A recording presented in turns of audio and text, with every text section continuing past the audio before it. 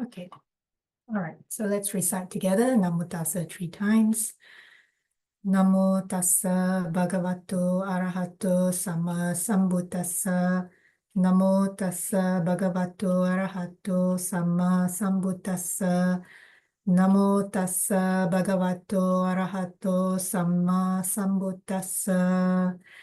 Sadhu, sadhu, sadhu. Okay, so for today, we will continue the reading from Bhikkhuni Samyutta. So last time we read the first sutta, which was Alavika, or with Alavika, where we read about how Alavika had this conversation with Mara to try and distract her in the practice. This time we will read Soma, Bhikkhuni Soma, which is the second sutta in this chapter. And I was kind of curious who Bhikkhuni Soma was, what was her, background. And so I went to the same website that we shared last week. Let me just share it very quickly. Okay, so it's the same website, same source last week when we were reading about Alavika. So who was Bhikkhuni Soma? So Soma was born at Rajagaha as the daughter of the Purohita of King Bimbisara. So I'll come to what a Purohita is in a bit. So when advanced in years, she became a lay disciple. And afterwards, she entered the order of the Bhikkhunis. She performed exercises of insight and within a short time won arahatship. Mara tried in vain to divert her from this path. From the Samyutta Nikaya, we learned that Mara came to her and said, "What is to be obtained by the rishis? You are, with slight wisdom, trying to have it.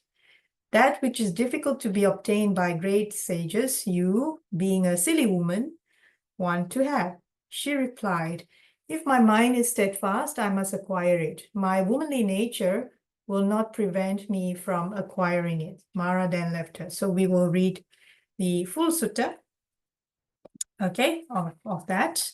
And here in the book, text, Bhikkhu Bodhi's translation. So we go to the commentaries, commentary 342. No, sorry. Am I on the right page? No, I'm not. Right, sorry, commentary 335 on page 425. Those of you who have the text.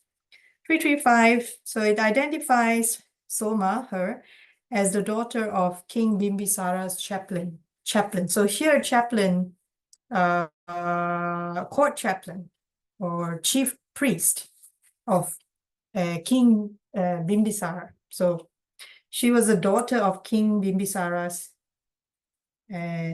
chaplain. And there are 2 verses in the Therigatha ascribed to Soma. Therigatha is number 60 and 61.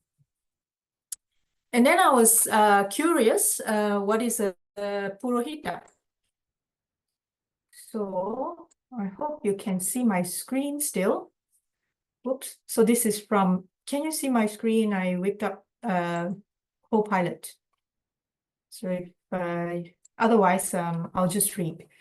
So I asked Copilot, what is a Purohita during the time of the Buddha?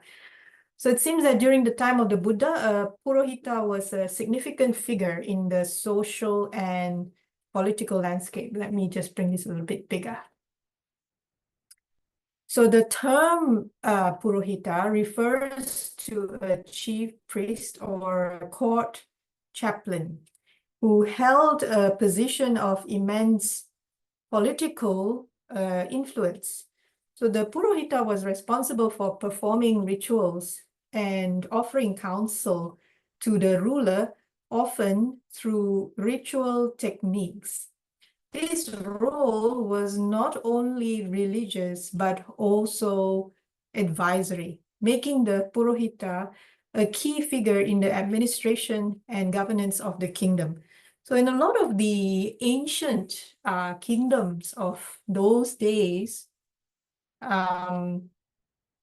especially in the east side, or Asia and towards the east, the king often had reliance on chief priest or priestess or whatever, depending on the culture, country, whatever. And it wasn't necessarily religious in nature, but they were often consulted, because those days are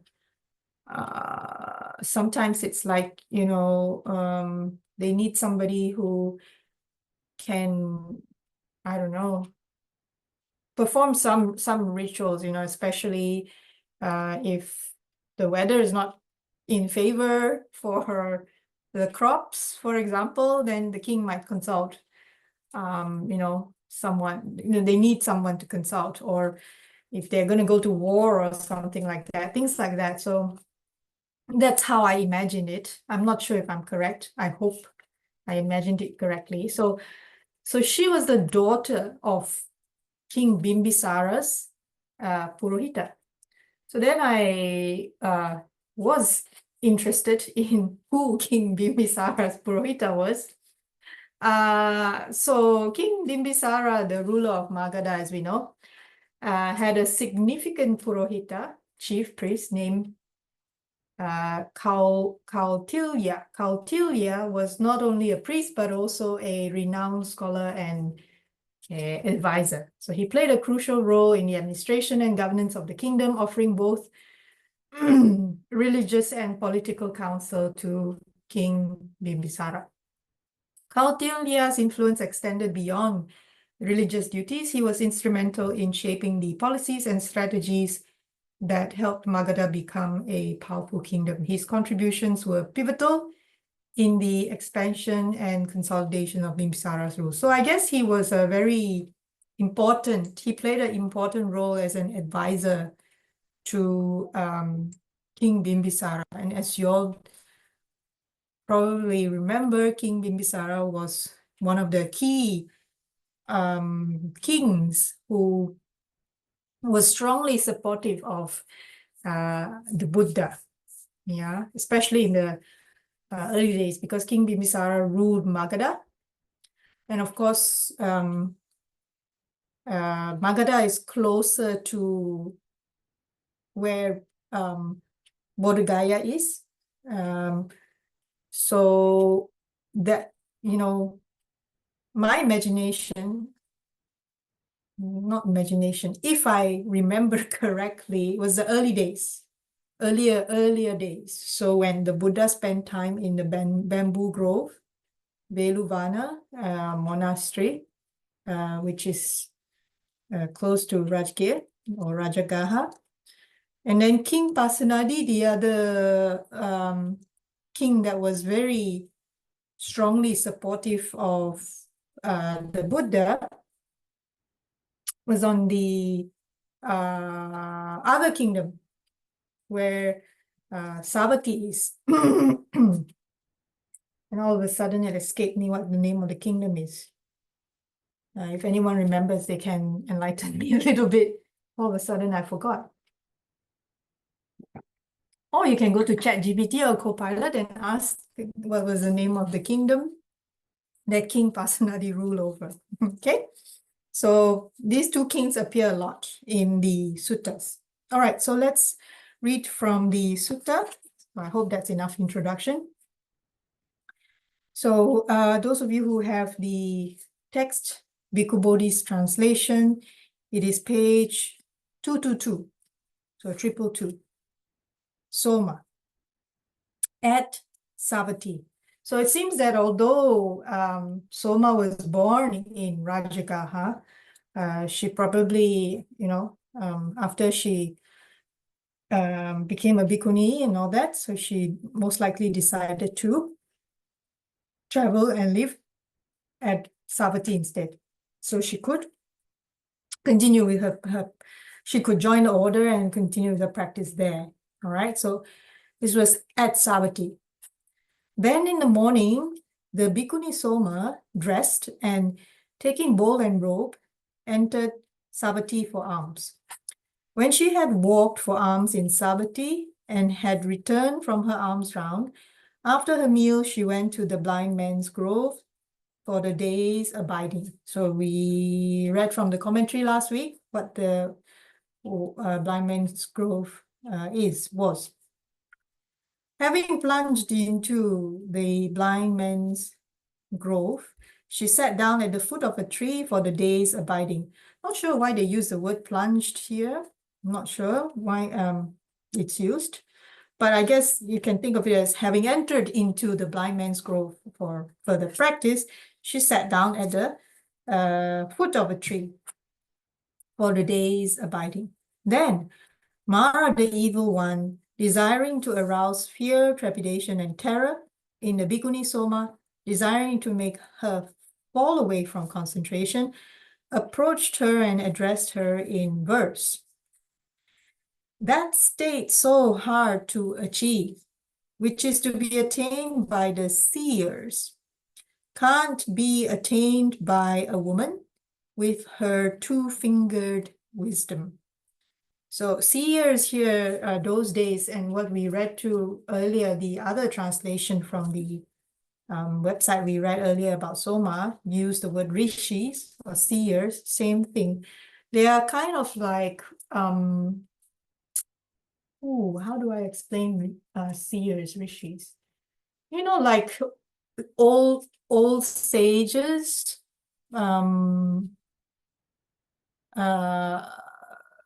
even during the Buddha's time, actually during the birth of the Buddha, those of you who know the story of the birth of the Buddha, when the Buddha was born, it's quite customary that the king will invite some seers to, like, you know, give blessings to the newborn, give, you know, how should I say?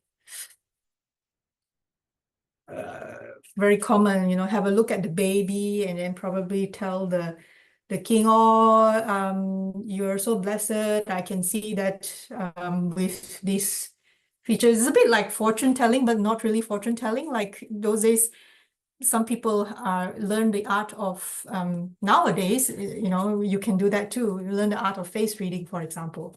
So even back in the days, you know, some people, they are trained in just looking at, there's a word for it and I cannot remember now again. Just looking at the baby and, you know, certain marks or whatever, then they can tell, oh, you know, so-and-so will grow up to be blah, blah, blah, during the Buddha's time as well. So what Mara is trying to say, to try to distract Bhikkhuni Soma here, is that saying to her what she's trying so hard to achieve can only be attained by such people, seers. Cannot be attained by a woman. And here it says, with her two-fingered wisdom.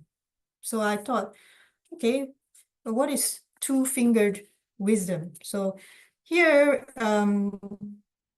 Bhikkhu Bodhi offered in the commentary a small explanation of what two-fingered wisdom is. So commentary number 336. It says here, with her two-fingered wisdom, or with limited wisdom, or else this is said of women because, and here's an example, yeah, because they cut the thread while holding the cotton ball between two fingers, okay? So that's probably a sewing practice of those days. But then some of the other commentaries offer a different explanation.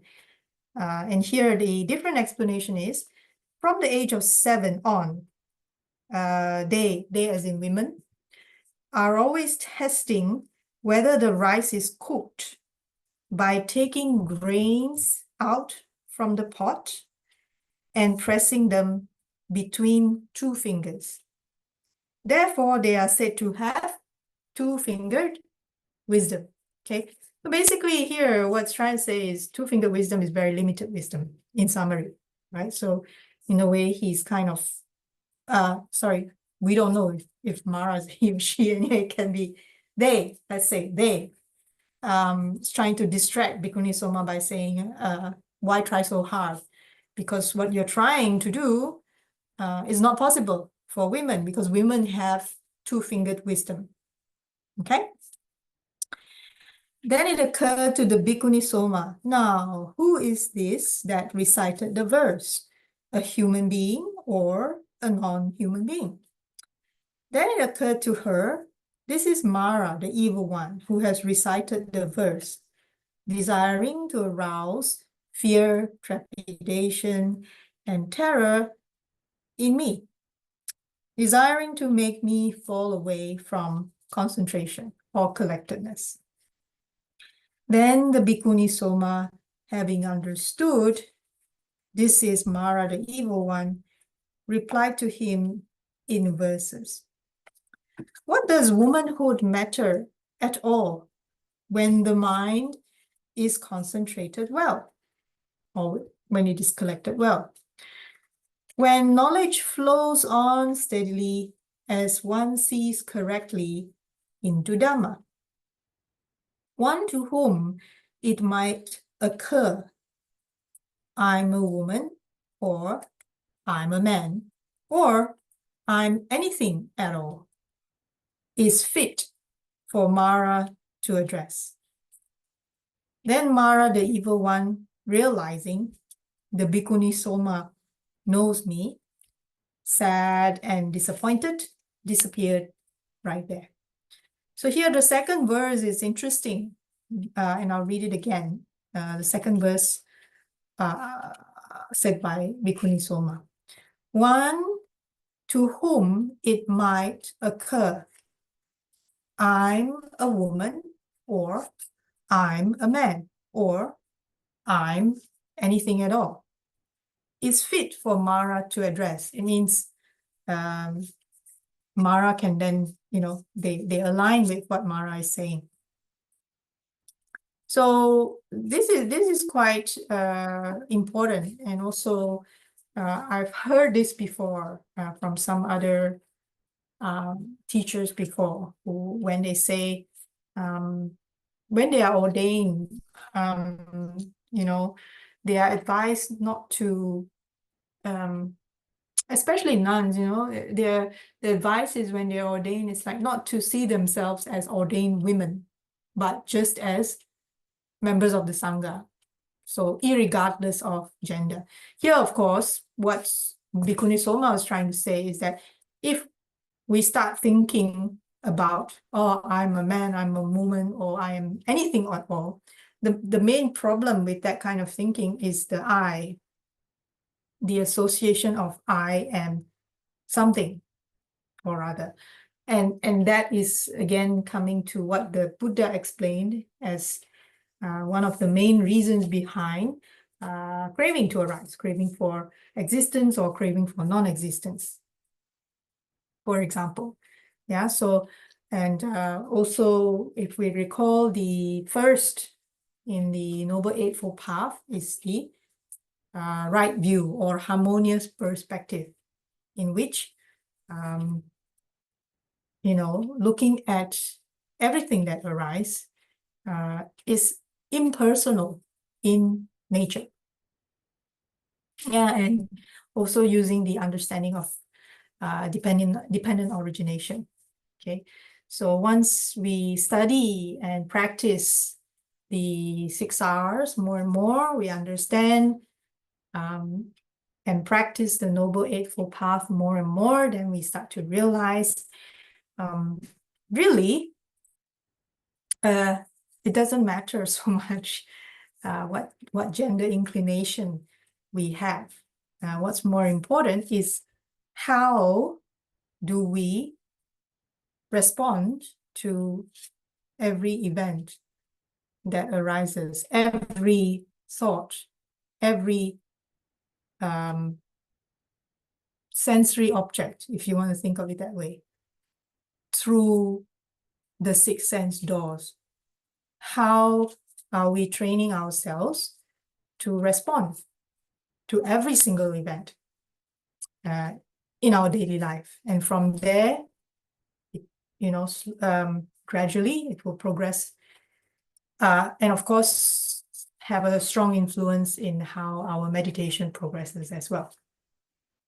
Okay, so today's reading really short, had a bit of an introduction there, but I hope it was useful. And we learned a little bit about Soma as well. There's not a lot of stories about Bhikkhuni Soma, but just this little thing. Any thoughts, any questions from anyone? It's a little bit short today.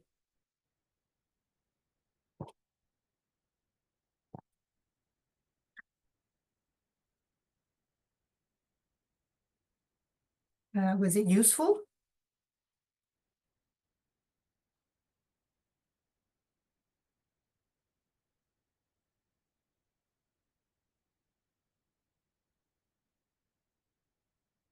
So feel free to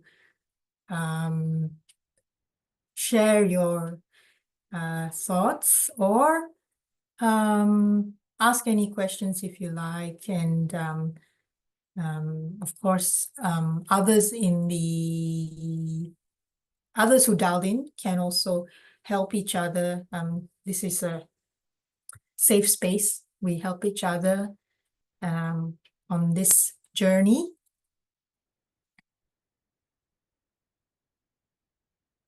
How's everyone doing?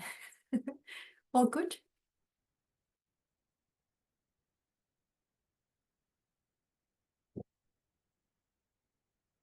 Okay.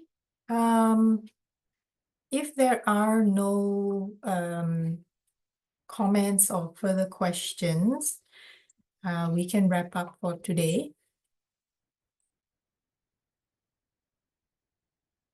Yeah. Okay. So no further questions or no further sharing for today. Then we will wrap up today's short session with the sharing of merits. Let me just try to share it. Okay. Share. Oops. Okay.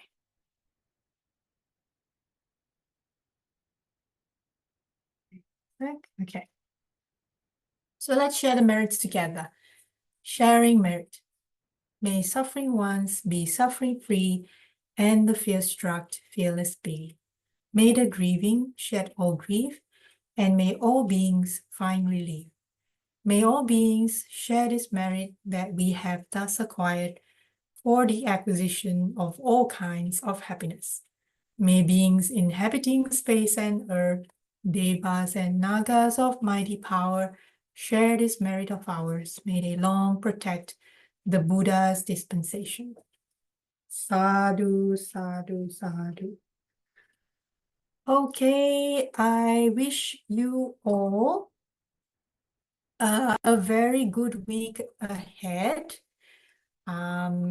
Excellent practice of loving kindness or any other object of meditation that you are currently using.